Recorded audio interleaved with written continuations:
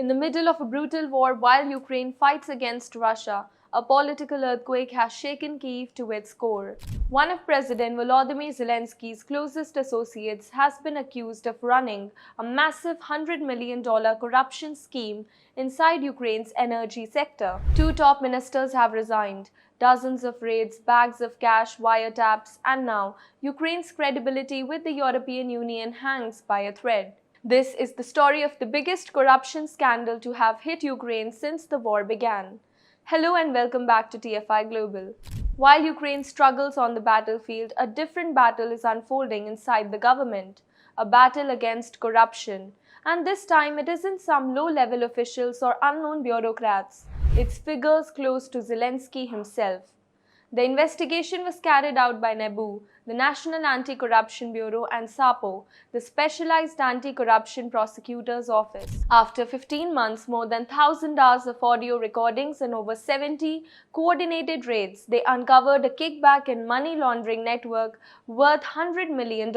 And at the center of it lies Timur Mindik, businessman, political insider, and a longtime associate of President Zelensky. Let's break down what investigators say actually happened. The scheme revolved around Energoatom, Ukraine's state-owned nuclear energy operator, one of the most sensitive and strategically important companies in the country. Contractors who wanted to work with Energoatom allegedly had to pay 10 to 15% kickbacks just to get their contracts approved or processed. They weren't optional payments, they were demanded. The bribery money then moved through shell companies, hidden accounts, and intermediaries. A portion was reportedly moved outside the country, shockingly even into Russia, according to NABU's findings.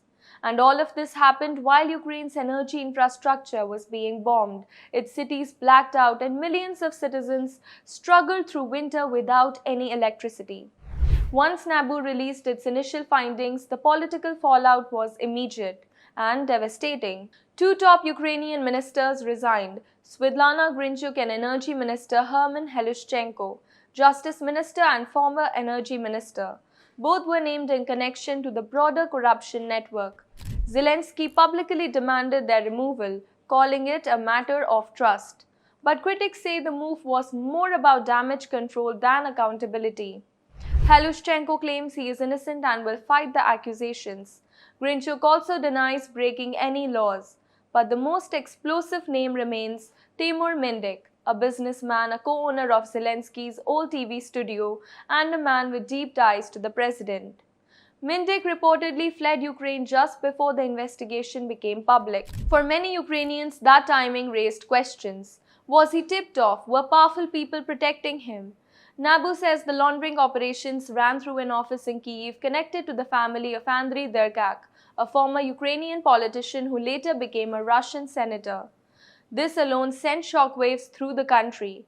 The idea that Ukrainian officials during wartime might be linked to financial networks tied to Russia is beyond alarming. Investigators say the scheme was methodical and systematic. Wiretaps caught conversations about kickback percentages, which companies to approve, which payments to speed up, and how to hide the money trails. Every day since the scandal broke, NABU has released more evidence, more recordings, and more documents. And each release seems to pull more government insiders into the spotlight. This corruption scandal doesn't just hurt Ukraine at home, it has major international consequences, especially with the European Union. Ukraine is desperately trying to move forward with European Union membership negotiations.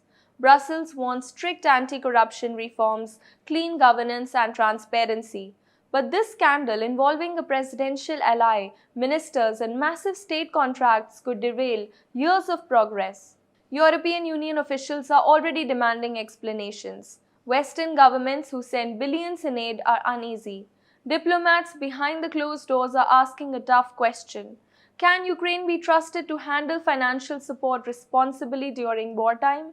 It's a question Kyiv cannot afford to ignore. President Zelensky came to power promising to clean up corruption. He promised transparency, reform, a new era. But critics argue that the opposite has happened.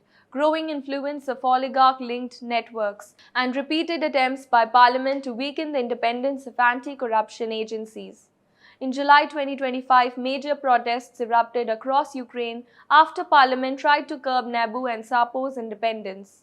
The G7 intervened. Zelenskyy reversed the changes, but only after intense pressure. Now, this new scandal raises even more serious questions. Why were people so close to the president involved? How did $100 million move through government agencies unnoticed? Why did Mindik flee before the arrests began? And most importantly, is this the only scheme or just the one that was caught? Analysts warned the scandal could be the beginning of a broader purge inside the government. More resignations might follow, more arrests and more revelations. Because corruption that grows to $100 million doesn't happen in silence. It happens when powerful people feel untouchable. As Ukraine fights a devastating war, it is also fighting a war within its own institutions, a war against corruption that has plagued the country for decades. This scandal involving nuclear energy contracts, wartime kickbacks and shell companies, political insiders and ministers is not just a minor embarrassment. It is a test of Ukraine's integrity, a test of Zelensky's leadership, a test of whether Kyiv can convince the world that it deserves the political and financial support it is asking for. As Nabu continues releasing evidence and as raids continue and pressure from Europe increases, one question remains. Can Ukraine defeat corruption with the same determination it shows on the battlefield? Only time will be able to tell. Thank you for watching. Like, share and subscribe for more deep dives into global political developments.